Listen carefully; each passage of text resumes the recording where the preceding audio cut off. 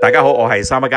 型本今集節目就同大家介紹 Samsung Q 系3巴嘅。咁點解呢套電影我要講先呢？啱星期四第一日正式上畫，電影嘅名字就係看我今天怎麼說 The Way We Talk。你都知道嚟緊應該星期六正式上啊，哪吒2大軍壓境啊，差唔多係好多戲院會上啊，嗰日啊，或者跟住落嚟嗰個禮拜。呢出戲點解我會去睇呢？就係真係因為女主角鍾雪瑩，因為佢攞咗金馬影后。驚啲港產片好片面、好膚淺，即係講到啲聾啞人士幾慘啊，或者美化啲聾啞人士嘅。呢出戲係冇，我覺得佢真係幾如實報導。對我呢啲係完全即係一知半解嘅入去睇，我真係理解多咗。原來一啲聽障人士除咗生活上嘅不便之外佢哋仲有一套好獨特嘅文化。咁我中意出戲其中嘅原因就係佢唔係好平面，就係講一個主角，個主角係聽障人士，佢唔係咁簡單。套戲嘅主角兩男一女，一個嬲字喺入邊嘅，咁樣係咪有三角關係、感情線呢？咁呢度我都好擔心，我一路睇，我話死啦，你唔好跟住去到玩三角戀愛嗰條線。咁好彩佢係有少少若隱若現、曖曖昧昧，你又好似 feel 到佢好似想講啲咁嘅嘢，但係好彩佢唔係 straightforward 變咗扭咗變愛情線，我好驚我睇到半路嗰陣時。咁 OK 啊，處理我中意呢個導演呢個處理。第一個角色要介紹嘅就係游學修飾演嘅子信，喺呢套戲入邊咧係最硬淨一個，好強勢一個，俾我感覺係佢好有自己嘅原則。佢係一個聽障人士，佢好細個要讀一啲聾人學校，咁我就咁估佢讀嗰啲學校通常教手語噶啦，係嘛？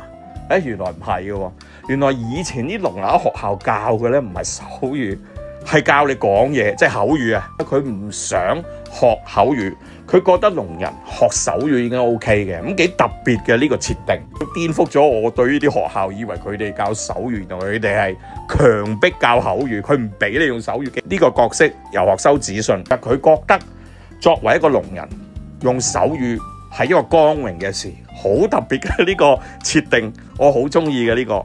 另外一位男主角同佢係同學嚟嘅，喺套戲嘅角色叫 Alan， 演員就係吳子豪。諗起睇翻資料，佢好似真係聽障人士嚟嘅。咁吳子豪同佢分別就係吳子豪係有做咗人工耳蝸嘅，咁呢樣嘢我又真係聽過個名，但係冇深入去想像究竟係咩嚟嘅。咁呢套戲亦俾多咗我對呢一樣所謂 technology 嘅想像。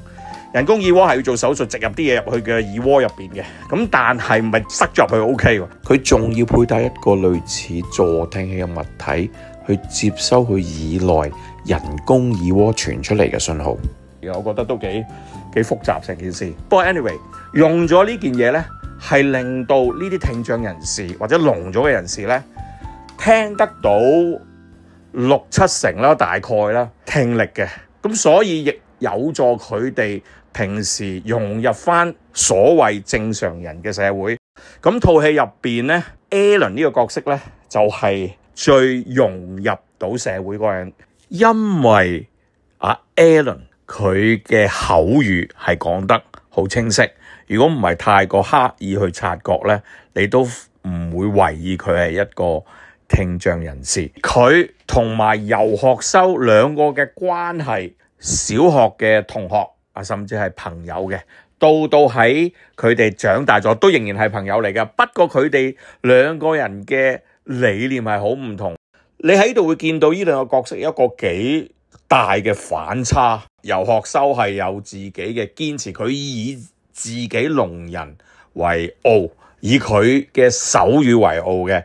而另外一方面 Alan 咧就係會好着意去融入呢個正常人嘅社會。咁呢度亦製造咗一啲戲劇嘅衝突甚至令我哋觀眾去反思，聾人我哋係一個好統稱，我哋對佢有啲刻板印象，原來都有分嘅，入邊有細分，佢哋有唔同嘅對佢哋自身呢個缺陷嘅一個理解，或者一啲堅持一啲理念喺入邊。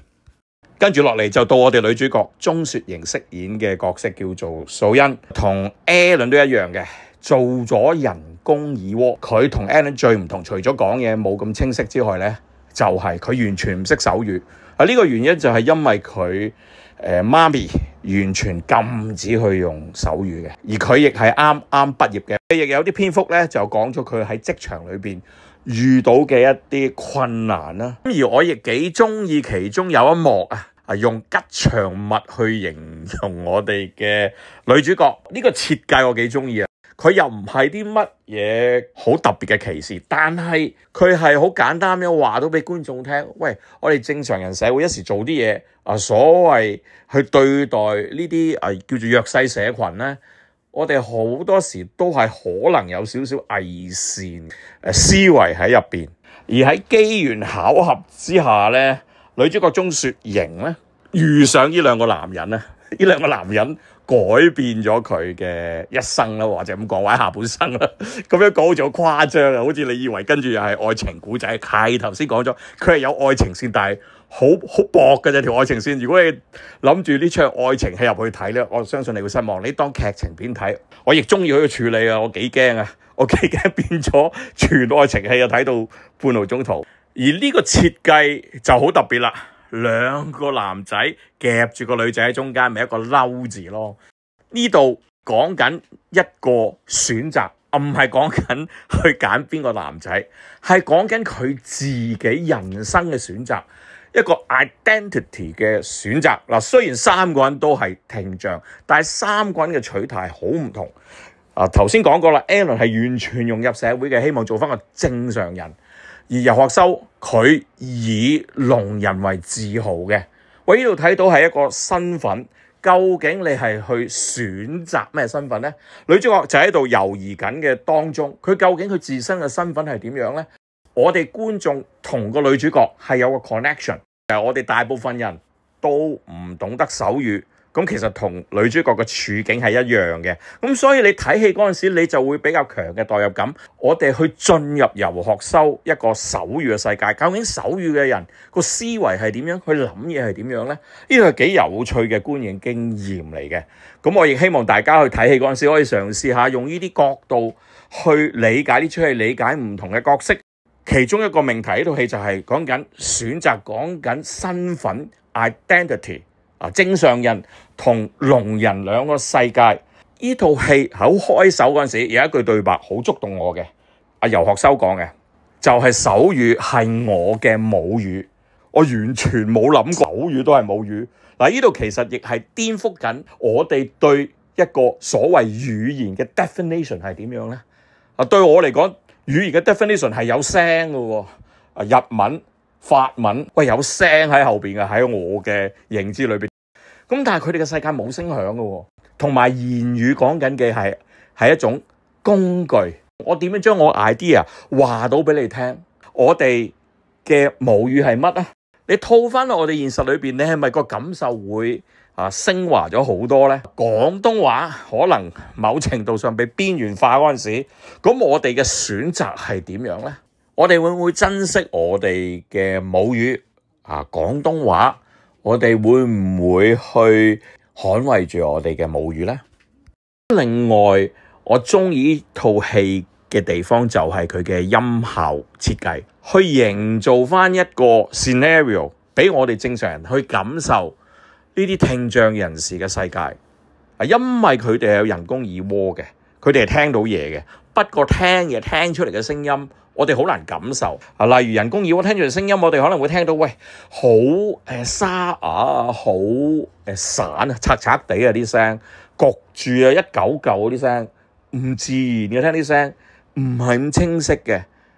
咁特別係片中女主角嗰個人工耳蝸係有少少問題啦，咁所以令到件事情更加 worse。甚至有度感同身受，佢畢業嗰幕啦，有好多人聲周圍嘅聲音咧，我會聽到覺得有少少煩躁嘅，即係佢點到即止嘅，佢咪成套戲都係咁。咁呢度佢做得唔錯。咁另外呢套戲亦會善用其他 media 嘅，講緊視覺上，講緊文字。咁我當然佢會有字體，有subtitle 啦。套戲有一幕老師同埋游學修細個嗰個角色咧，兩個對話嗰陣時，老師嗰啲字幕係喺側埋喺老師嗰邊。咁但係好似印象中遊學修嗰啲字幕佢又冇刻意地執埋一邊喎，喺嗰一幕啊講緊，唔係全部都係咁㗎吓。我覺得字幕嗰度可以再玩得變化多少少，反而音效嗰度咧，我覺得做到100分㗎啦。另外就係佢有時會係慢慢唔見嗰啲嘢，即係例如佢正常你會聽到晒現場嘅收音，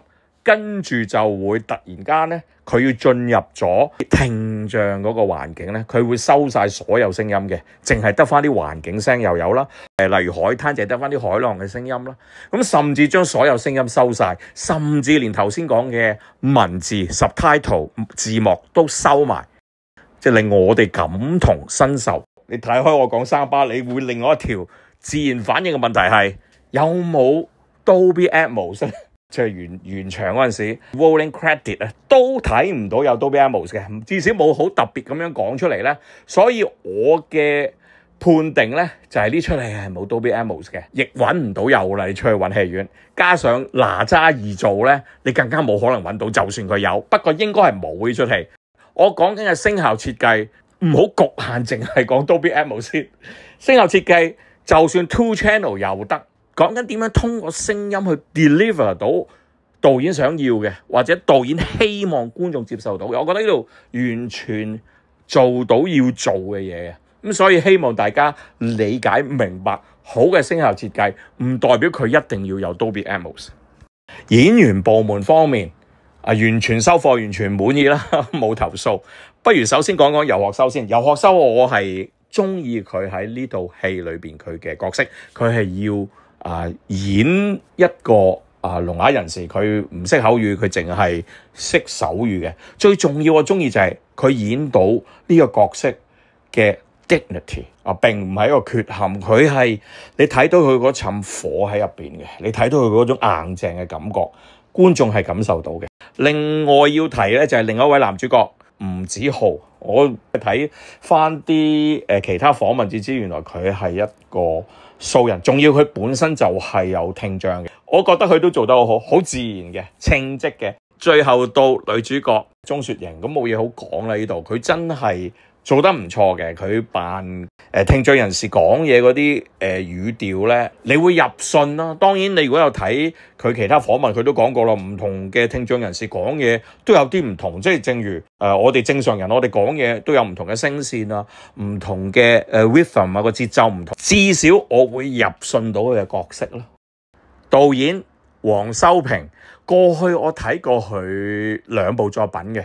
第一部係《狂舞派》，第二部係《那一天我們會飛》。嗰2套電影俾我印象都比較模糊嘅，唔係太深刻啦，即係唔係話我好中意嗰種嚟嘅。